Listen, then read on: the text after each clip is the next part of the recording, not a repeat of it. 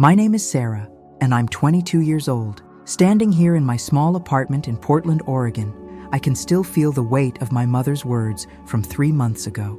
The rain patters against my window, typical Pacific Northwest weather that somehow always matches my mood perfectly.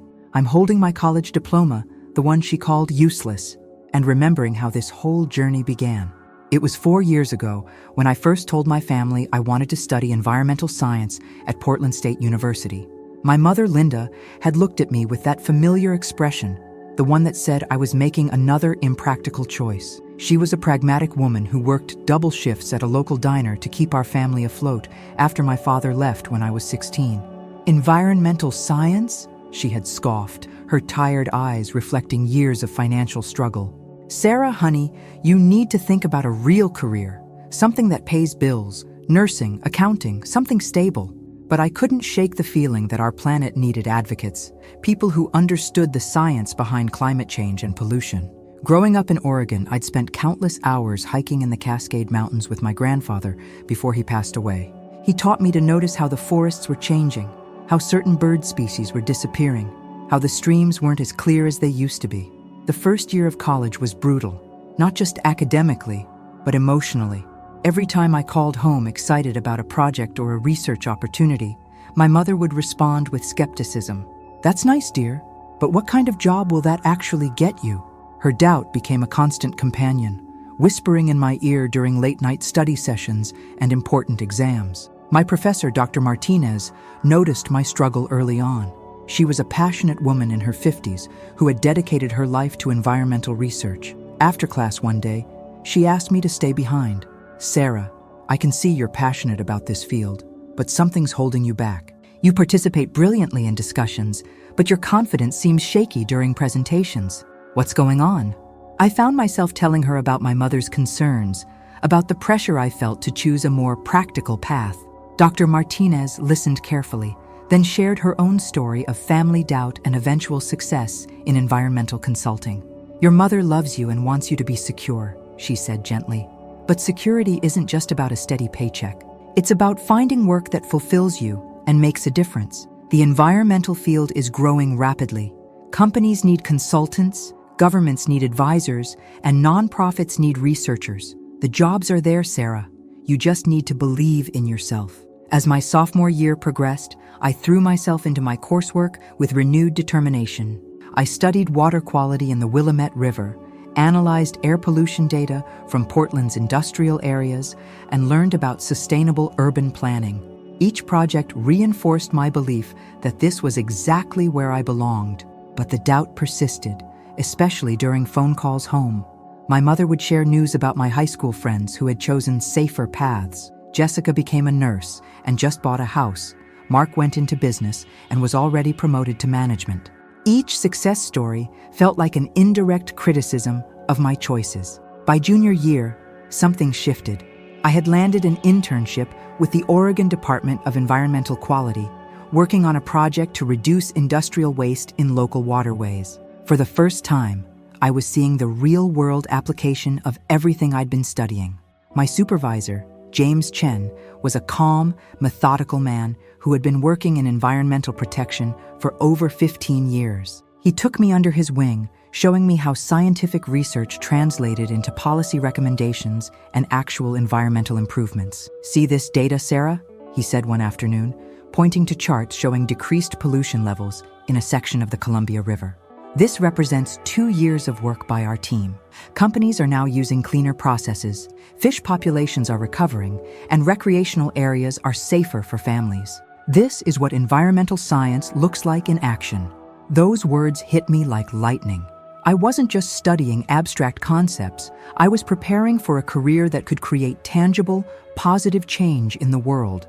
I started documenting my internship experiences, taking photos of the cleanup sites, interviewing team members about their work, and building a portfolio of real environmental impact. When I called home that week, I tried a different approach with my mother. Instead of talking about grades or theoretical concepts, I described the river cleanup project, the measurable improvements we were tracking, and the job opportunities I was seeing in the field. "That sounds interesting, honey," she said.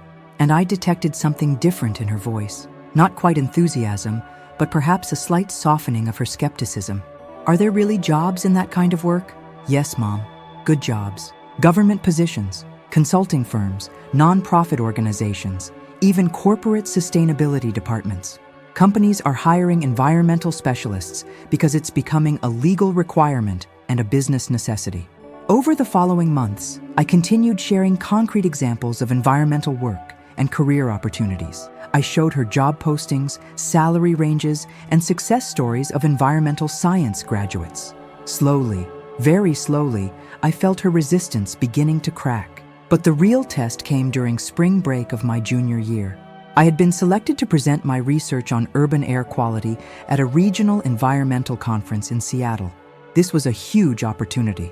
Professionals from across the Pacific Northwest would be there, including potential employers and graduate school recruiters. I was terrified. This would be my first major presentation to industry professionals, and my mother's voice of doubt seemed louder than ever in my head. What if I wasn't good enough? What if my research was too basic? What if I proved her right about my impractical choice? Dr. Martinez helped me prepare extensively. We practiced the presentation dozens of times, refined my slides, and anticipated difficult questions. She also gave me advice that went beyond the technical aspects. Sarah, you belong in this room just as much as anyone else. Your research is solid, your passion is genuine, and your perspective matters. Don't let anyone, including the voice in your own head, convince you otherwise. The day of the presentation arrived with typical Seattle drizzle. I stood in front of 50 environmental professionals, my hands shaking slightly as I clicked to my first slide. Then something wonderful happened. As I began explaining my research, my nervousness transformed into excitement. This was my chance to share something I truly cared about with people who understood its importance. The presentation went beautifully. I fielded questions confidently, engaged in meaningful discussions with attendees, and even received 2 job interview offers for after graduation. But the moment that changed everything came at the reception afterward. A woman approached me during the networking reception. Tall, confident, wearing a professional blazer with a small environmental nonprofit pin on the lapel. She introduced herself as Dr. Amanda Foster, Environmental Director for a major consulting firm based in Portland. Sarah, your presentation on urban air quality was impressive, she said, handing me her business card. We've been looking for recent graduates with your combination of technical skills and communication ability. Would you be interested in discussing an entry-level consultant position? The starting salary is $65,000, with excellent benefits and opportunities for advancement. I nearly dropped my wine glass. $65,000. That was more than my mother made working 2 jobs. This wasn't just validation of my career choice. It was proof that environmental science could provide the financial security my mother worried about. That night, I called home with news I'd never been more excited to share. Mom, you're not going to believe what happened today. I told her about the presentation, the positive feedback, and most importantly, the job offer. For the first time in 4 years, there was genuine excitement in her voice. $65,000? Really? And they want to hire you right after graduation? The surprise and pride in her voice made my heart soar. Yes, Mom, and this is just the beginning. Environmental consulting is a growing field. With experience, I could easily make 6 figures within 5 years. Some senior consultants make more than doctors. That conversation marked a turning point in our relationship and in my own confidence. My mother started asking different questions. Not whether my degree was worthwhile, but how my studies were going and what my career plans looked like. She even began sharing articles she found online about environmental issues and job opportunities. Senior year flew by in a blur of thesis research, job interviews, and graduate school applications. I had decided to work for a few years before potentially pursuing a master's degree. Dr. Foster's firm had offered me the position, and I was thrilled to start my career in environmental consulting. But there was one more hurdle to overcome, one I didn't see coming until graduation day itself. The morning of graduation, I woke up in my tiny apartment feeling a mixture of excitement and nervousness. 4 years of hard work had led to this moment. I put on my cap and gown, looked at myself in the mirror, and felt proud of what I had accomplished. My mother had driven up from our hometown of Eugene to attend the ceremony. When she arrived at my apartment, she seemed different, more distant, perhaps even uncomfortable. I assumed she was just feeling out of place on a college campus. "You ready for this, honey?" she asked, but something in her tone didn't match the words. The graduation ceremony was held at the Moda Center, downtown Portland's largest venue. Thousands of families filled the arena, and the energy was electric. As environmental science graduates, we were a smaller group compared to business or psychology majors, but our section was filled with passionate, dedicated students I'd grown to respect and admire over 4 years. When they called my name, I walked across that stage with my head held high. I shook hands with the dean, received my diploma, and looked out into the crowd where my mother was sitting. She was clapping, but her expression was unreadable. After the ceremony, families gathered outside for photos and celebrations. The Portland sun had decided to make a rare appearance, casting everything in golden light. My classmates were hugging, crying happy tears, and taking selfies with their diplomas. The atmosphere was pure joy. I found my mother near the campus food trucks, looking somewhat overwhelmed by all the celebration around us. She was holding her purse tightly and seemed to be observing rather than participating in the festivities. "Well, you did it," she said when I approached, but her voice lacked the enthusiasm I had hoped for. "I did it, Mom. 4 years of hard work, and now I have a great job waiting for me. Aren't you proud?" I held up my diploma, hoping to see the pride and excitement I'd been dreaming of for months. That's when she said the words that would be burned into my memory forever. "Why celebrate a useless diploma?" The world seemed to stop. Around us, families were laughing and cheering, but all I could hear was the echo of those 6 words. After 4 years of doubt, after the job offer, after all the progress we'd made, she still saw my education as worthless. I looked at her, this woman who had worked so hard to provide for our family, who had sacrificed so much, and I realized something profound. Her words weren't really about my diploma at all.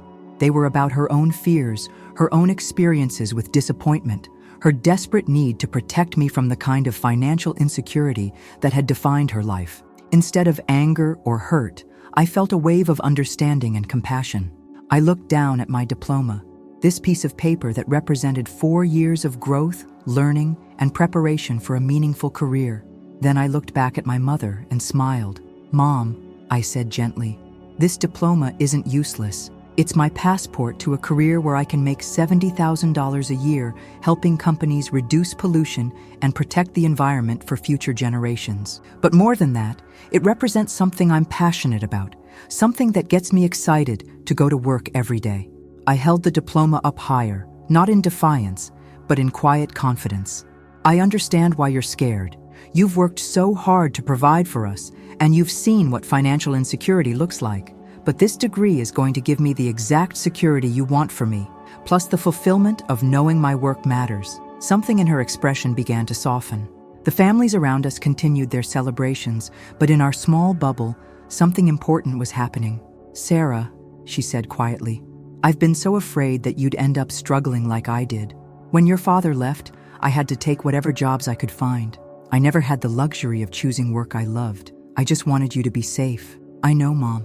And because of your sacrifices, I get to be both safe and fulfilled. The environmental consulting job starts at $65,000, remember? That's more financial security than I ever imagined possible." For the first time that day, she really looked at me, not at her fears or her doubts, but at me. She saw a confident young woman who had worked hard, made thoughtful decisions, and secured a promising future. "I'm sorry, honey. I guess I've been so focused on my own worries that I couldn't see how well you've done." She paused, looking around at the celebration surrounding us. "I am proud of you. Very proud." I hugged her then, both of us crying a little. In that moment, 4 years of tension and doubt melted away. My diploma wasn't just a piece of paper anymore. It was a bridge between the sacrifices of one generation and the opportunities of the next. As we walked back toward the car, my mother asked, "So tell me more about this consulting job. What exactly will you be doing?" I spent the drive home explaining environmental impact assessments, sustainability planning, and regulatory compliance. For the first time, she listened without skepticism, asking genuine questions about my career and my future. 3 months later, as I sit in my apartment preparing for my first day at the consulting firm tomorrow, I think about that graduation day conversation.